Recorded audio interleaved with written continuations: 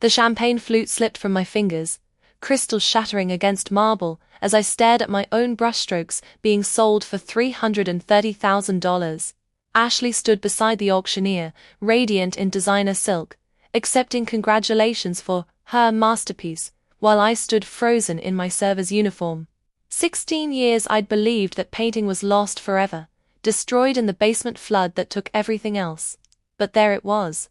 My signature carefully painted over with hers, my soul being sold to strangers, while my own daughter-in-law smiled like she'd created magic instead of committing the perfect crime.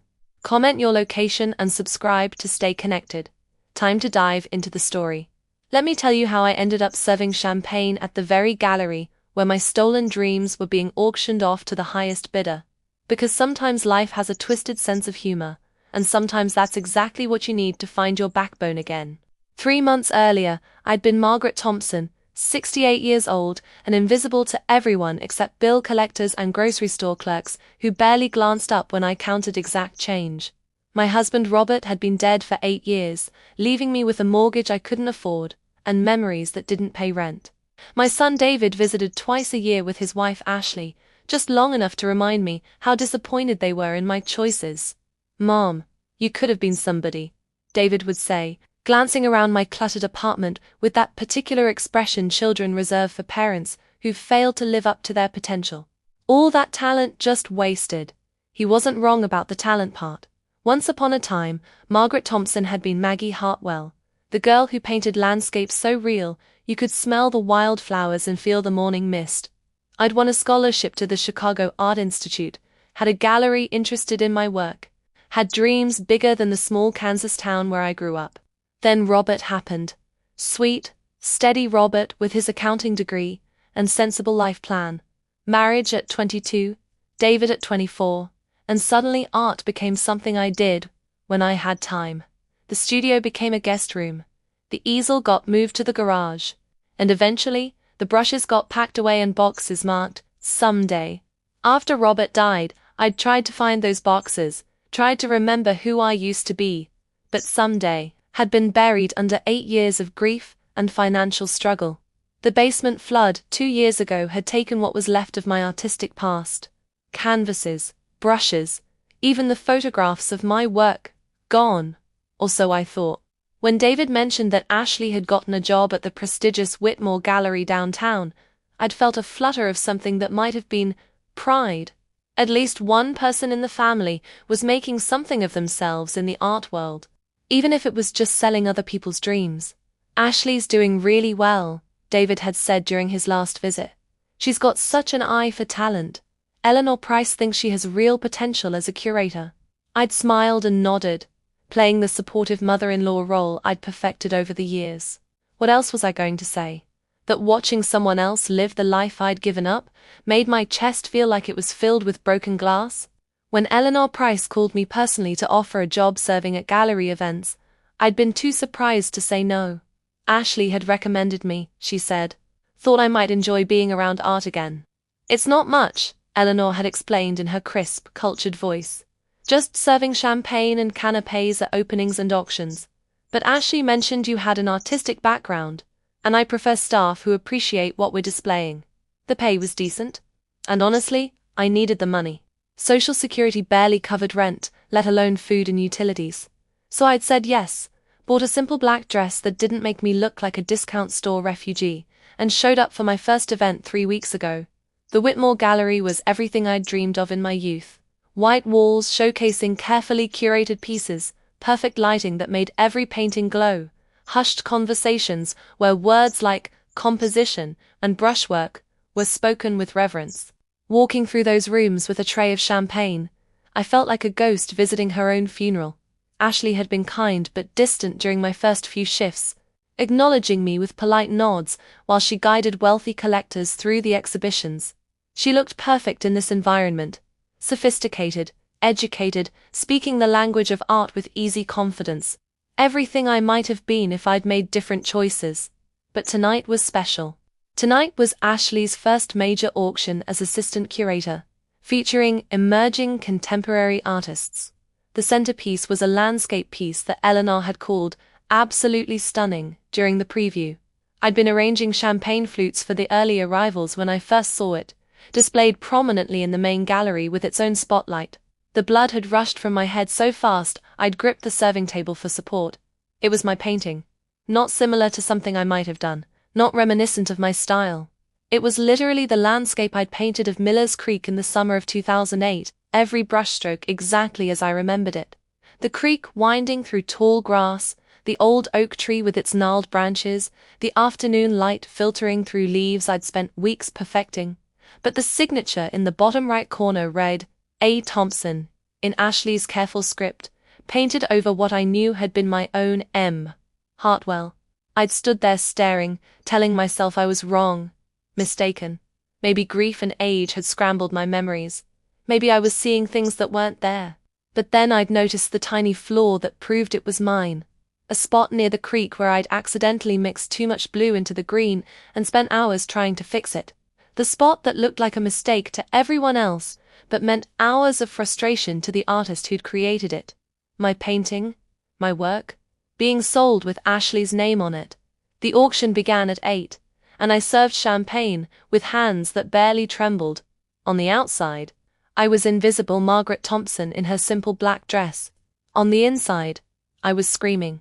When the auctioneer called Lot 17, Ashley Thompson's remarkable debut piece, I'd positioned myself at the back of the room with a perfect view.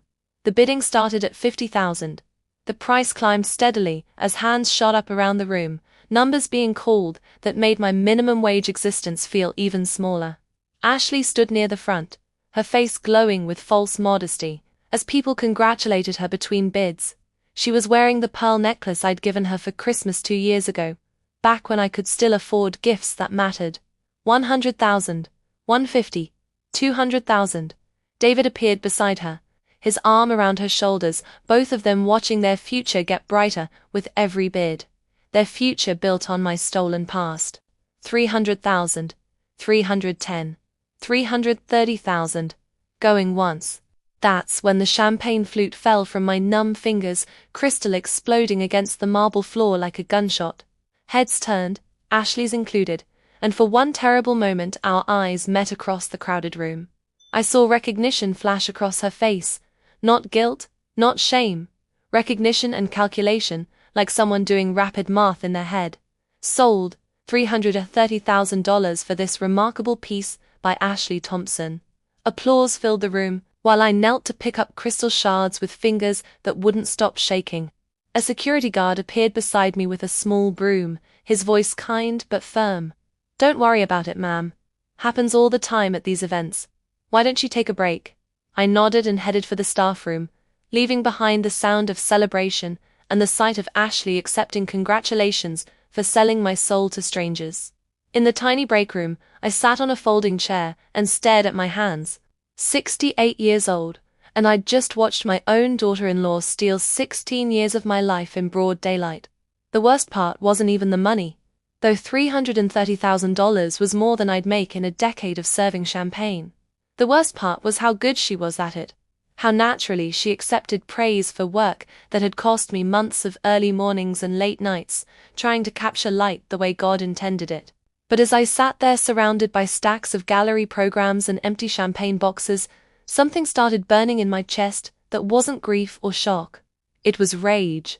Pure, clean rage that tasted like copper pennies and felt like electricity. Ashley Thompson had made a very expensive mistake tonight. She'd assumed that Margaret Thompson, the broken woman in the server's uniform, was the same person as Maggie Hartwell, the artist who'd once had the fire to dream impossible things. Time to remind her exactly who she'd decided to rob. I didn't go home after the auction. Instead, I drove to the all-night diner on 5th Street and ordered black coffee that tasted like regret, while I tried to figure out how a painting I'd watched floodwater destroy 2 years ago had ended up in Ashley's art collection. The memory was crystal clear. I'd been down in the basement looking for David's old baseball cards when the pipe burst.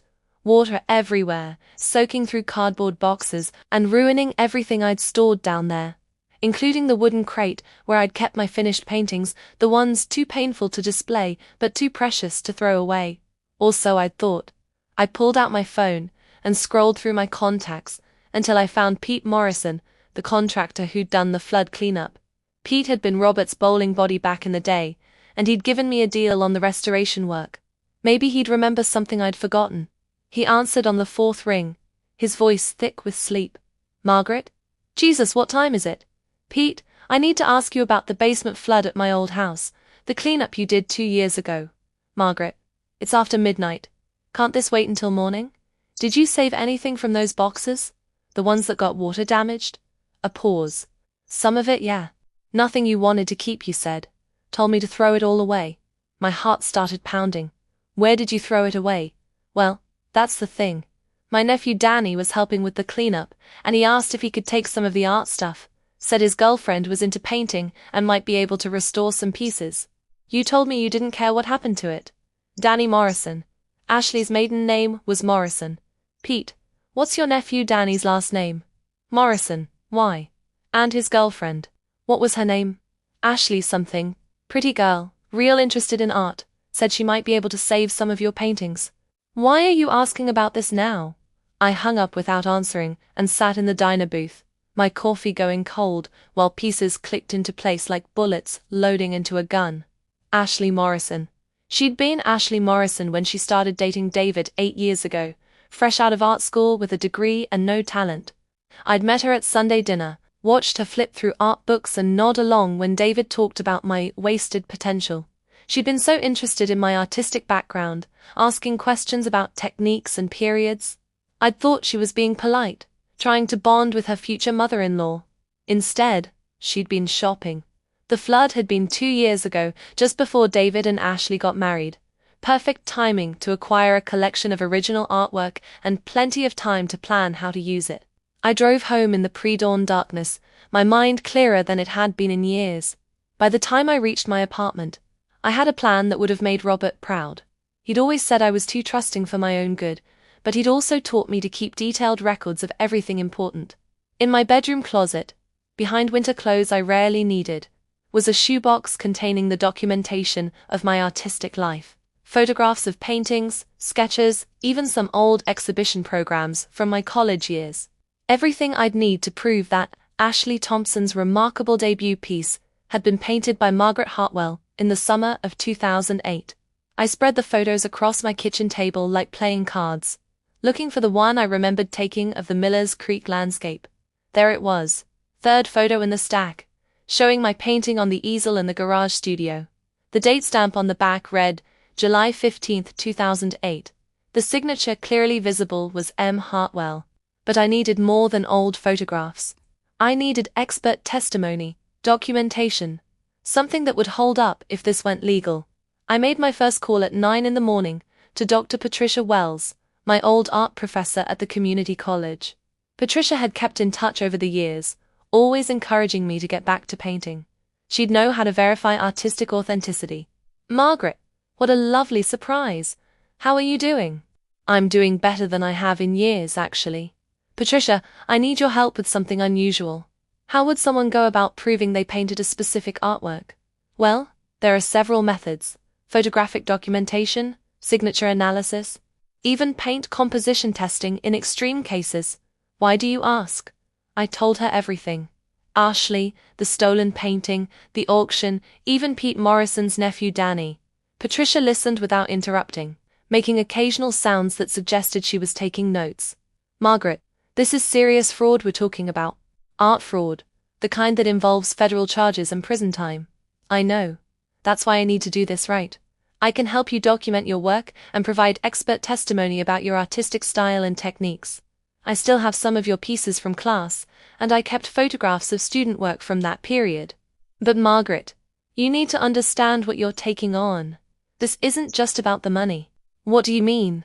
Your daughter-in-law didn't just steal one painting. If she was willing to do this once, she's probably done it before. How many other pieces from your collection did she acquire during that flood cleanup? The question hit me like ice water. I'd painted dozens of pieces over the years, maybe hundreds if you counted all the studies and smaller works. Pete had said Danny's girlfriend was interested in art stuff, not just one painting. Patricia, I need your help to find out what else she might have taken. Come to my office this afternoon. Bring everything you have. We're going to build a case that will make the art world sit up and take